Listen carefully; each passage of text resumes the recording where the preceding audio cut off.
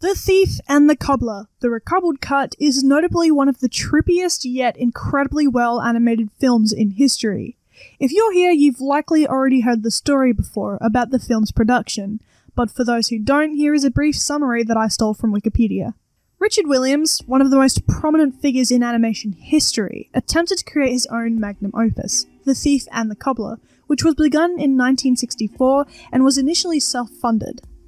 After over 20 years of work, William had completed only 20 minutes of the film. Eventually, Williams sought and secured a production deal with Warner Bros., but this is where he made his mistake. The production went over the deadline, and in 1992, with only 15 minutes of footage left to complete, the completion bond company who had ensured Warner's financing of the film feared competition from the similarly themed Disney film Aladdin, and seized the project from Williams. Completion Bond then had animator Fred Calvert supervise the animation process in Korea.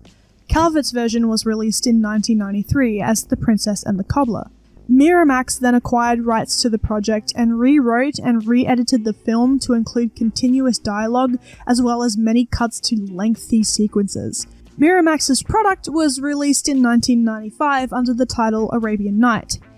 For a long time, Williams preferred not to discuss the film in detail. Now, to say the least, I don't like Arabian Night or The Princess and the Cobbler. I like The Thief and the Cobbler, the recobbled cut, the one that was meant to be. For a lot of reasons, that version is thousands of times better, regardless of the fact that it's not even finished. Anywho, I'm sure you're wondering what this video is about.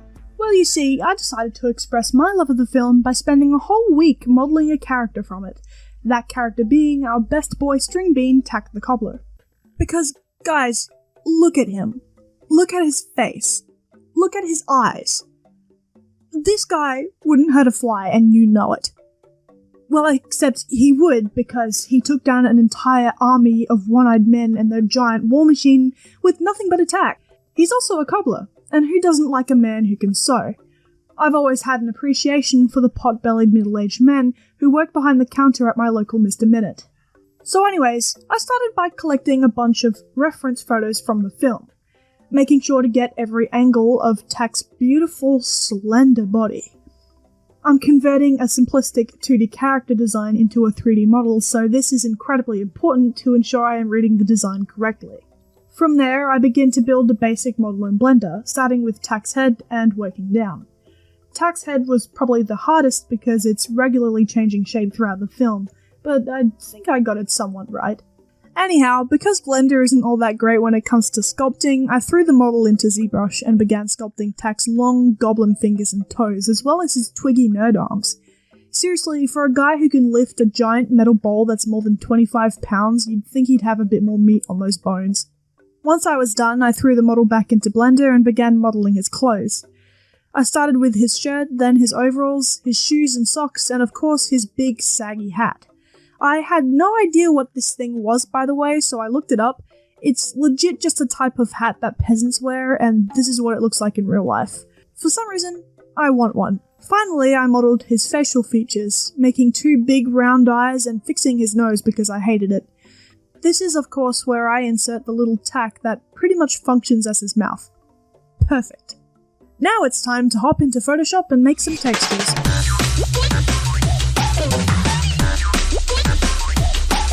Once that's done, I start making some materials in Blender and plug the textures into the base color. Usually this would be the point where I would struggle over carefully engineering UV maps. But no one likes UV maps, so instead of making my textures work with the UV maps, I make the UV maps work with the textures. I can't imagine this would be professional, but this isn't a professional piece, so I honestly don't care. After adding the smaller details like the buttons on his shirt and the little hairs protruding from his hat, I begin the long and painful process of trying to pose the model. This was not something I recorded because it was just agonizing, and no one would have enjoyed watching it even if it was sped up. After lots of pain, I finally managed to create a pose I was happy with. Now, instead of being in a T-pose, he looks as if he's walking into the kitchen at 4 o'clock in the morning to get a big old bowl of mac and cheese.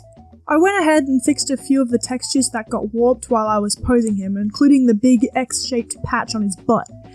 I then gave him his beautiful blue eyes and fixed his hat, and voila! He is finished.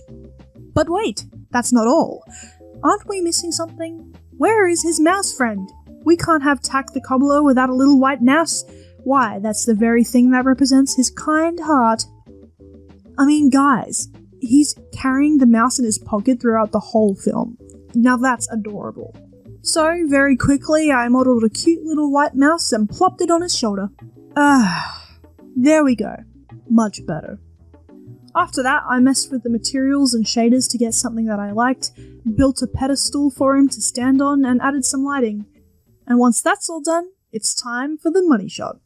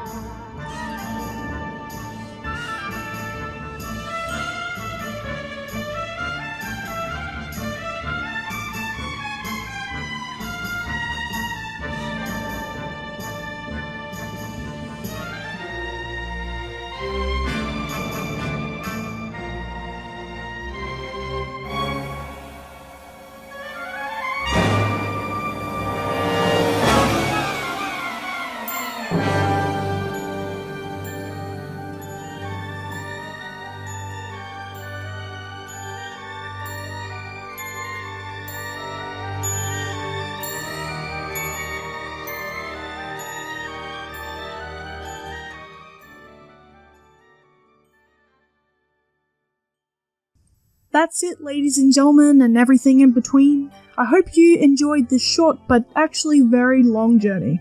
I'm not lying to you, it probably took me at least 4 whole days to make this thing. If you are a learner like me, hopefully this gave a bit of inspiration. Maybe some of my techniques are something you would like to use. I'd also love to hear if maybe you have some advice or criticism for me. Anyhow, if you don't mind, I'm going to go search for a large hand-shaped mountain in the middle of a vast desert and get high on spirit gas with the old mentally unstable witch who lives there. Peace out.